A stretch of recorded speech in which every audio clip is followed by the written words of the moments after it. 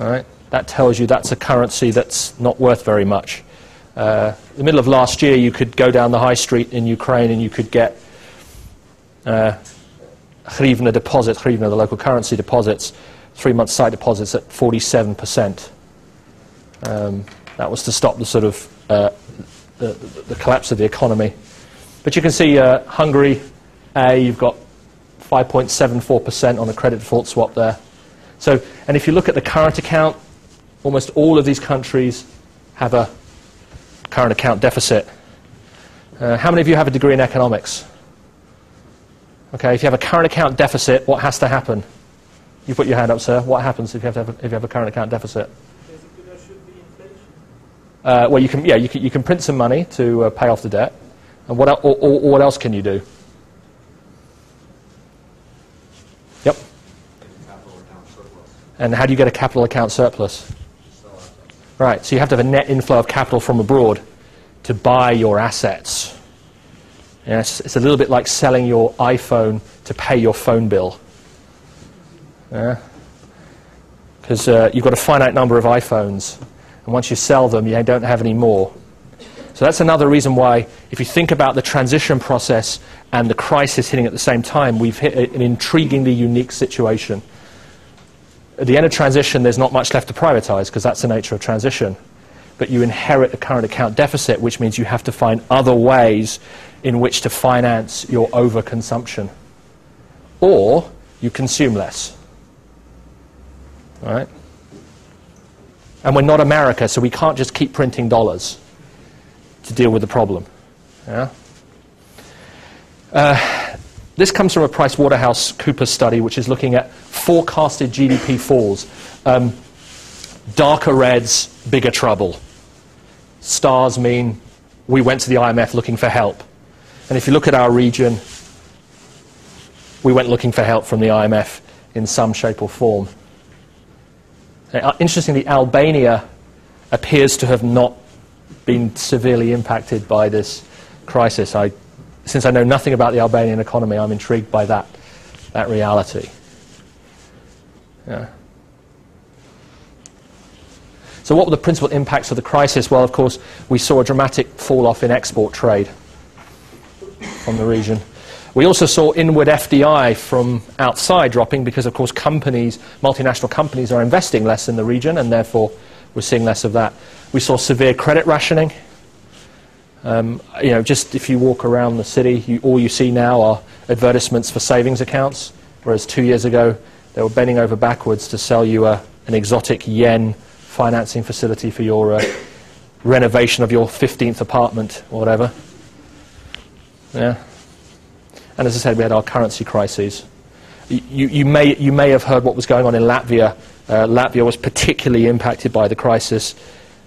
At one point, I think the numbers are getting better, but at one point they were predicting a 15% drop in GDP in 2009, which is severe.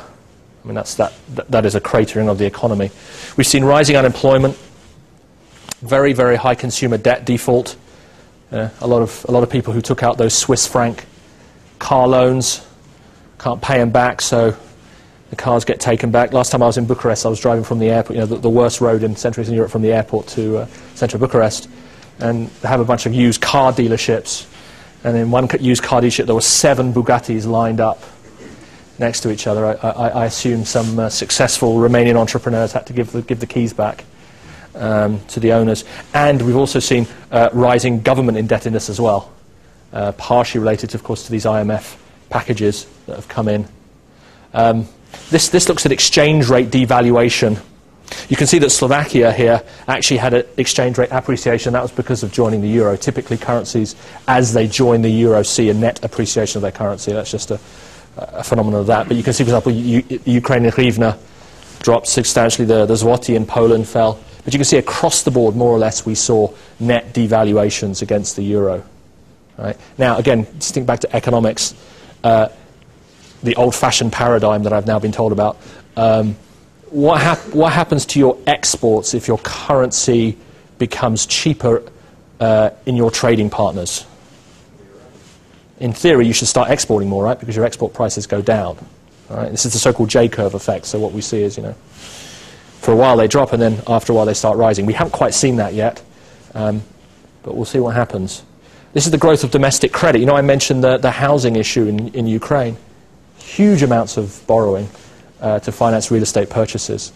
At the height of the bubble in downtown Kiev, you could get apartments for more than 12,000 euros per square meter. All right? Which is insane, given the economic fundamentals of Ukraine. I guess if you're an oligarch, though, I guess you can afford it, because you've got, you own lots of companies that you acquired spontaneously when the country collapsed. You can see Romania had a problem, but again, across the board, domestic credit has increased. Current account deficits. Why does Russia have a current account surplus? Oil and gas. Hopefully they won't switch it off again this winter like they did last winter. I think the Ukrainians and the Russians have made a deal with each other. Timoshenko and Putin had a meeting. I think they're okay. So with the exception of Russia, again, across the board, growing deficits as we end transition, as we get hit by the crisis. So really, when this crisis is over, we just cannot expect a return to the old ways. We can't expect to see these growth rates that we experienced up until the end of transition. Yeah. And also, don't forget that every single member state of the European Union that's from Central and Eastern Europe that hasn't adopted the euro yet, all right, they're committed to further deflationary pressure, to get inflation down, to get budget deficits down, to get interest rates down. So the government stimulus possibilities are significantly lower than they were during the transition process.